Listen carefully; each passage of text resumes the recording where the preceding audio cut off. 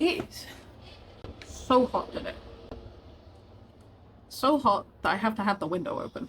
I realize that I should probably close the window so you can hear me properly. This is what I get for living on a main road. It's too hot for this.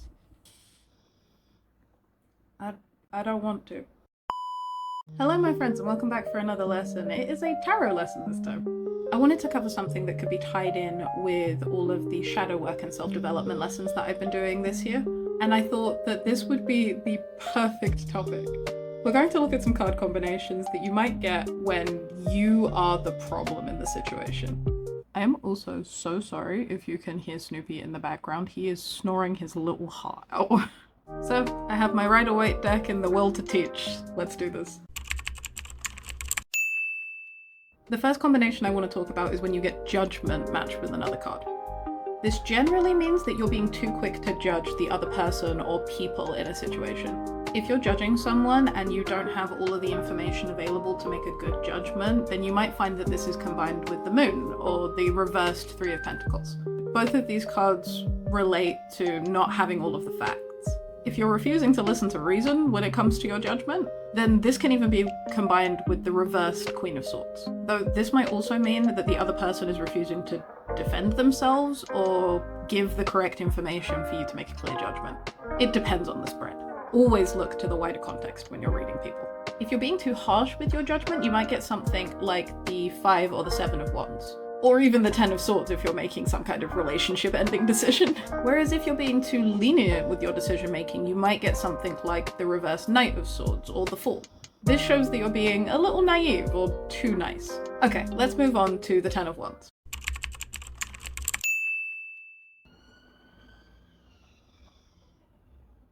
I live on an ambulance route, if you weren't aware. Alright, let's move on to the 10 of Wands. The 10 of Wands represents exhaustion and taking on too much responsibility. And when it's reversed, it's even worse because it's about being exhausted by work that won't result in anything. When combined with something like the 4 of Swords or the 5 of Pentacles, it means that you are working yourself to death and you need to take a break for your own sake.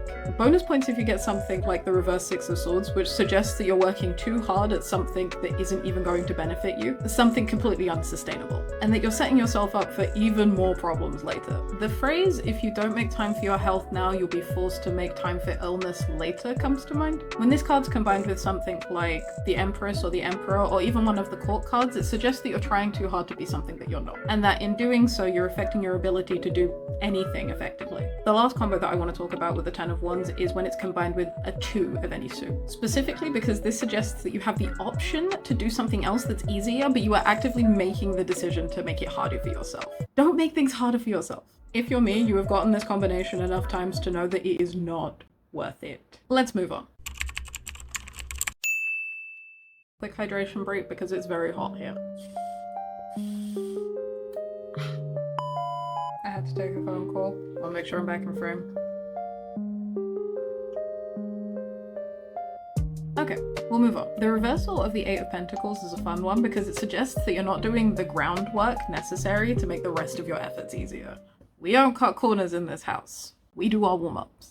Avoiding doing your basics in order to master a skill is detrimental to most processes. It affects your relationships, your work, your passions and hobbies, your physical health. Thusly, combining this card with something like the 10 of Cups or the 3 of Swords suggests that you might be slacking on your relationships. For work or school, this might get combined with something like the 3 or the 7 of Pentacles. When you're pursuing your passions and your hobbies, then either the star or the sun might come up on this. Both of those aren't only related to creativity, but also positivity.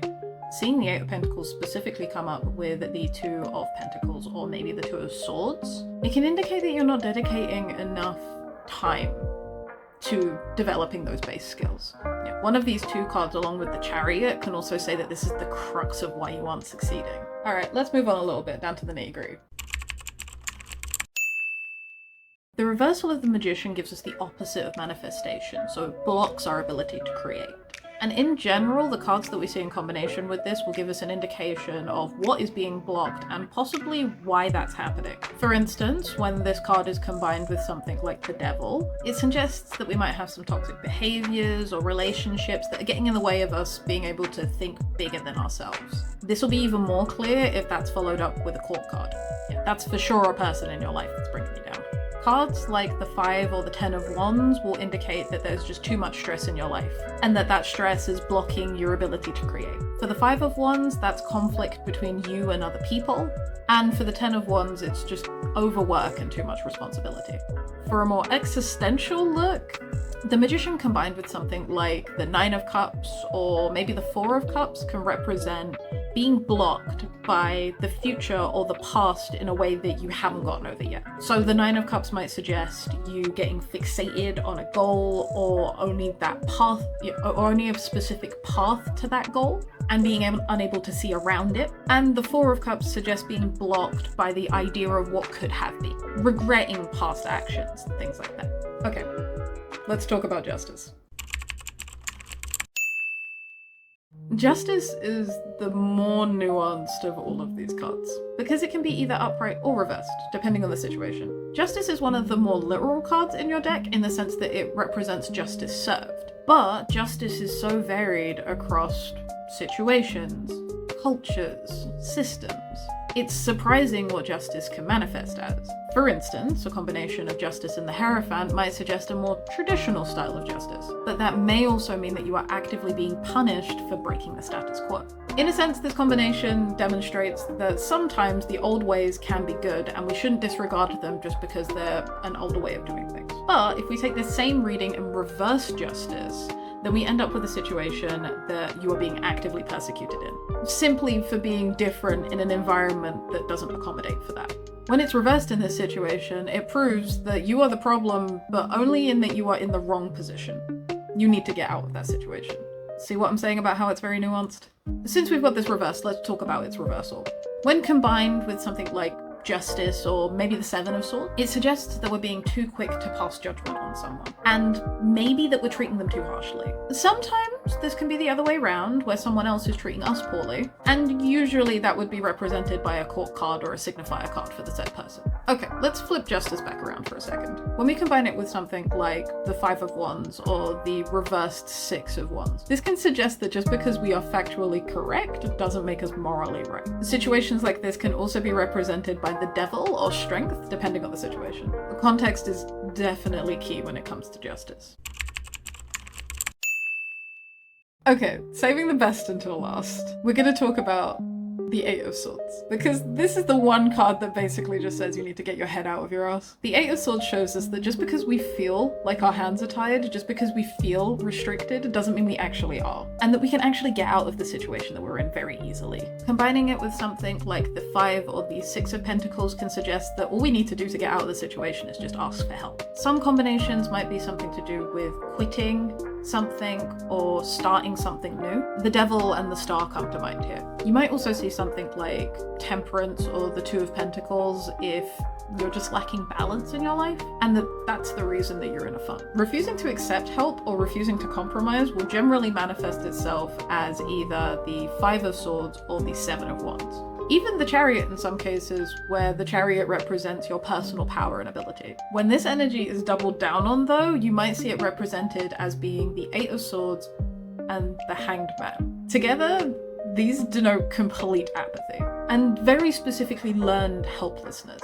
People that get this in their reading have to learn how to help themselves, or they don't know how to handle situations where they are being spoon-fed the answers. Those are the kind of people that are most likely to receive that kind of combo. And that's all I have for you today.